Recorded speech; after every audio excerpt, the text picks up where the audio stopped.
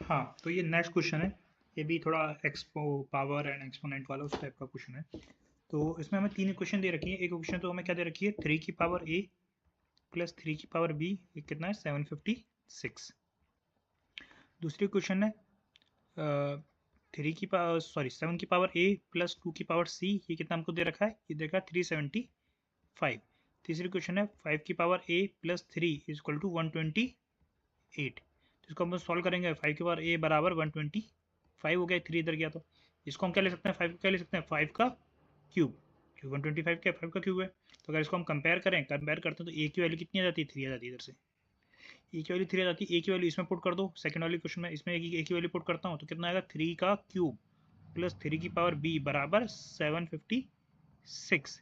तो 3 का क्यूब होता है 27, तो इसको सॉल्व करते हैं इधर। तो हमारा कितना आता है, 3 की पावर b बराबर 756 माइनस 27, जो कि हो जाएगा हमारा 729। 3 की पावर b, इसको हम कंपेयर करें तो एक तरीके से ये क्या है, ये है हमारा 9 का क्यूब है, या फिर इसको बोलूँ 3 की पावर 6 है ये।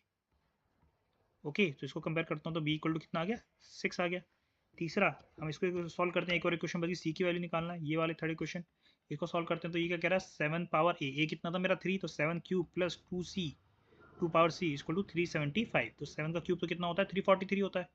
तो 343, तो 2 की पावर सी, ये 343 इस तरह हो जाएगा, तो ये हो जाएगा हमारा 375 माइनस 343। तो इसमें से अगर ये हम माइनस करते हैं तो इसमें से ये आएगा 2 और ये आएगा 32 आ जाएगा। 32 आ गया 2 की पावर सी, और 32 कितना है मेरा, 2 की पावर 5 है। तो इसको हम कंपेयर करते हैं, सी इक्वल टू कितना आ गया, सी 5। तो सी 5 आ गया, ए 3 आ गया, और हमारा बी 6 आ गया। तो आंसर में क्वेश्चन में क्या पूछा था, क्वेश्चन में पूछा था हमसे ए प्लस बी प्लस सी, ए प्लस बी, तो ए है 3, बी है हमारा 6 और सी है 5। तो 6 5 11, 11 और 3 14, 14 आंसर हो जाएगा इसका।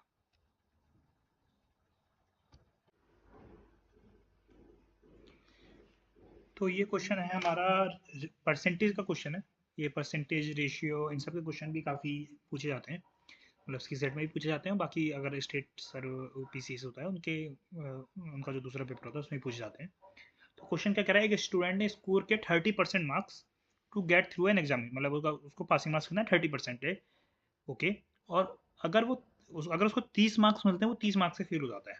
तो मैं मान लेता हूँ उसके 30 मार्क्स आए और तब भी वो 30 से फेल हो गया, यानी पासिंग मार्क्स कितना है, कितने कितने पासिंग मार्क्स से कितना कम रह गया, 30। तो टोटल अगर मैं कहूँ तो पासिंग मार्क्स कितना था, 60। तो 60 अगर पासिंग मार्क्स था, और उस क्वेश्चन क्या कह रहा है, 30% था, 30% पासिंग मार्क्स है, तो यानी कि जो 60 है वो कितना है, 30% है किसी नंबर का। तो किसी मान लिया एक्स नंबर है, उसका 30% बोलूँ तो कितना होगा, 0.3 एक्स। तो 30% इक्वल टू 60। तो इसको अगर हम सॉल्व करते हैं तो एक्स इक्वल टू कितना जाता है हम, तो इधर से 10 आएगा, तो ये आएगा 600 डिवाइड बाई 3। तो एक्स इक्वल टू कितना आ जाएगा, 200। यानी कि जो नंबर है मैक्सिमम मार्क्स कितना है, 200, 200 का 30% 60, और उसके 60 भी नहीं आया, उसके उससे 30 कम आया तो 30 आया। ठीक है, तो मैक्सिमम मार्क्स पूछा तो कितना हो गया, वो हो गया हमारा 200। हाँ, तो ये अब हमारा क्वेश्चन है, ये क्या कह रहा है, चार नंबर है हमारे A B C D, real numbers हैं, और सबका रेंज दे रखा है। ए हमारा का रेंज दे रखा है 1015 से 2015 तक है, बी 3015 से 4015 तक है, सी 5015 से 6015 तक है, इसी तरह डी दे रखा है। तो हमें मैक्सिमम वैल्यू निकालने की है। तो सबसे पहली बात तो सी प्लस डी अपॉन ए प्लस बी की वैल्यू निकालनी है। तो अगर मैक्सिमम निकालनी है तो ऊपर वाला मैक्सिमाइज हो जाए, नीचे वाला मिनिमाइज हो जाए। तो ऊपर वाला मैक्सिमम मैक्सिमम होना चाहिए, मैक्सिमम होना चाहिए, सी भी मैक्सिमम हो जाए और डी भी मैक्सिमम हो जाए। तो सी की मैक्सिमम वैल्यू कितनी है हमारी, सी की मैक्सिमम वैल्यू कितनी है, सी है हमारा 6015, तो 6015 ये मैक्सिमम हो सकती है। और डी की मैक्सिमम कितनी है, 8015, ये डी की मैक्सिमम वैल्यू की। अब ए प्लस बी, ये हमें मैक्स ये जो पूरा है, जो भी मैं मान लेता हूँ उसको कुछ के मान लेता हूँ, जिसको हमें मैक्सिमम करना है, तो मैक्सिमम करना है तो डिनोमिनेटर को मिनिमम करना पड़ेगा। तो अगर मिनिमम करना है, यानी कि ए की भी मिनिमम वैल्यू और बी की भी मिनिमम वैल्यू, तो ए की मिनिमम वैल्यू कितनी होगी, इसमें ए की मिनिमम वैल्यू होगी 1015, और बी की मिनिमम वैल्यू करूँ तो बी की है ये मेरा, तो इसकी वैल्यू होगी 3015। इसको सॉल्व करता हूँ मैं, तो ये आ जाएगा हमारा, इनको सॉल्व करता हूँ तो 8 से 14000 और 14030, 414030, और 3 और 1 4030। इसको सॉल्व करते हैं तो इसको ये हमारा आएगा 1403 अपॉन 403, ये आंसर हो जाएगा। हाँ, ठीक है, अगला हमारा क्वेश्चन है, इसमें हमारे एक एक्सप्रेशन दे रखा है, इसका हमें क्या निकालना है, इसका यूनिट प्लेस पे क्या आएगा। ठीक है, तो सबसे पहले तो 5+1 कितना हो जाएगा, 6 हो जाएगा। अब देखो 5 का स्क्वायर कितना होता है, 5 का स्क्वायर करो, क्यूब करो, कुछ भी करो, कितनी भी पावर ले जाओ, हमेशा उसके एंड में कितना आता है, 5 ही आता है। तो 5 का स्क्वायर करूँगा 5 और उसमें +1 करूँगा तो हमेशा क्या आएगा, 6। चाहे 25+1, तो इसका यूनिट प्लेस जो भी एक्सप्रेशन होगा उसका यूनिट प्लेस पे क्या आएगा, हमारा 6 आएगा इस वाले पे। इस वाले पे भी क्या आएगा, 5 का क्यूब हो गया 125, 125+1, तो उसका जो यूनिट प्लेस होगा उस पर क्या आएगा, 6। यूनिट प्लेस लिख रहा हूँ सिर्फ।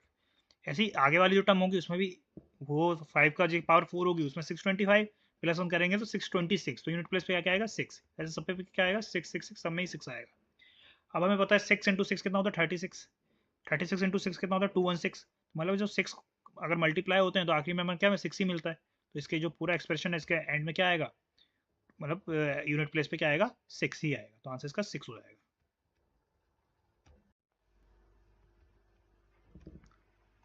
हाँ, तो ये हमारा नेक्स्ट क्वेश्चन है। तो क्या क्वेश्चन कह रहा है कि the product of a digits of 4 digit number, तो 4 डिजिट नंबर है ABCD मान लेता हूँ, उनका जो प्रोडक्ट करता हूँ तो वो कितना आता है, 75 आता है। तो सबसे पहली बात तो मैं क्या दे रखी, प्रोडक्ट ऑफ 4 डिजिट्स, ये कितना दे रखा है हमें, 75 दे रखा है। ठीक है, तो ये मान लेता हूँ 4 डिजिट है, तो ABCD, तो कितना आ गया इनका प्रोडक्ट, मतलब ये नंबर नहीं है, इनका multiplication, A into B into C into D. तो A into B into C into D कितना, 75 दे रखा है। ओके, अब 75 इसको अगर मैं थोड़ा बांटूं तो ये कितना हो जा रहा है, मैं 25 इंटू 3 हो जाएगा, और 25 इंटू 3 हो जाएगा तो इसको और अच्छे से लिखूँ तो मैं लिख दूँ 5 स्क्वायर इंटू 3 हो गया, और अच्छे से लिखे तो ये 1 into 5 square into 1 into 5 into 5 into 3। तो अब अगर मैं कंपेयर करूँ तो इनमें से एक नंबर 1 होगा, 5 होगा, 5 होगा और 3 होगा, यही हो सकते हैं नंबर, ये 4 डिजिट बन रही है। ठीक है, तो उसका सम पूछ रहा है तो इनका सम कर देते हैं। तो अगर ये ABCD 4 डिजिट्स हैं तो इनका sum A plus B plus C plus D, तो क्या होगा इनका सम, इनका सम होगा हमारा 1 plus 5 plus 5 plus 3, 5 plus 5 10, 10 plus 3 13 plus 1 14। तो इसका आंसर हो जाएगा हमारा 14 हो जाएगा।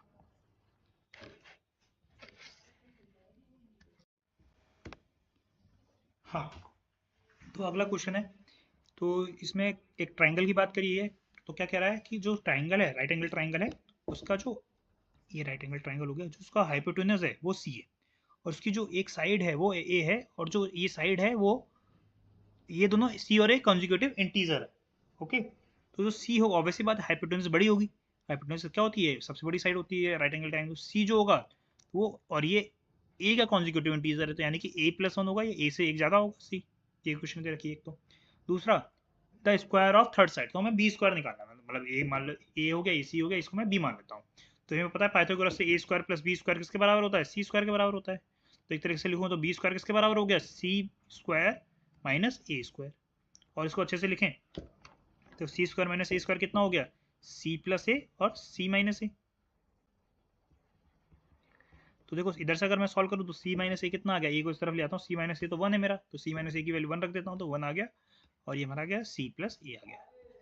तो बी स्क्वायर के आंसर कितना हो गया, C प्लस ए। तो आंसर कितना हो जाएगा, C प्लस ए।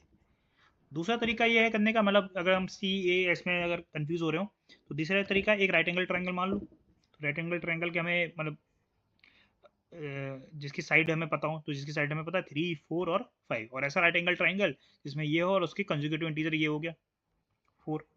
तो अब इसमें से आंसर देख लो, इधर से अगर हम कंपेयर करूँ तो C बराबर कितना हो गया, 5 हो गया, A बराबर कितना हो गया, 4 हो गया। तो बताओ क्या होगा आंसर। तो हमें पूछा थर्ड साइड तो ये 3 हुई ना, तो 3 का स्क्वायर 9 हुआ, और C प्लस ए 5 प्लस 3, तो ये 5+4 ये 9 हो गया। ठीक है,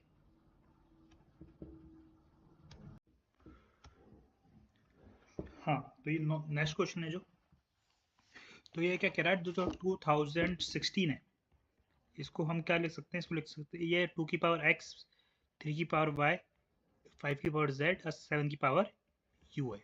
एक तरीके से इसका प्राइम फैक्टराइजेशन किया गया है।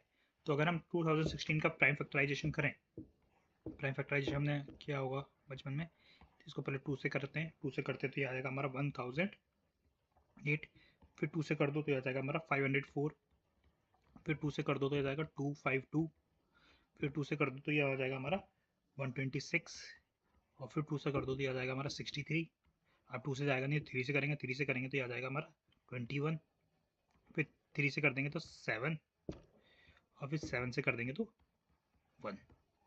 तो एक तरीके का अगर हम ध्यान से करें इसको तो ये हमारा कितना है 2 की पावर 5, फिर 3 की पावर 2 इंटू 5 की पावर तो है 0 हमारा, और 7 की पावर 1। तो अगर हम इसको इस वाले से कंपेयर करें तो कंपेयर करते हैं तो हमारा क्या मिलता है x equal to 5, y equal to 2, z equal to 0 and u equal to 1। तो हमसे क्वेश्चन में क्या पूछा था, हमसे क्वेश्चन में पूछा था x plus y plus this plus ये, तो x को कितना है 5, y कितना है 2, प्लस ये तो 0 है, z 0 है तो 0 पुट करो तो ये तो 0 हो जाएगा, 0 प्लस u कितना है 1, तो प्लस 3। तो बस 5 2 7 3 10, तो 10 आंसर हो जाएगा इसका।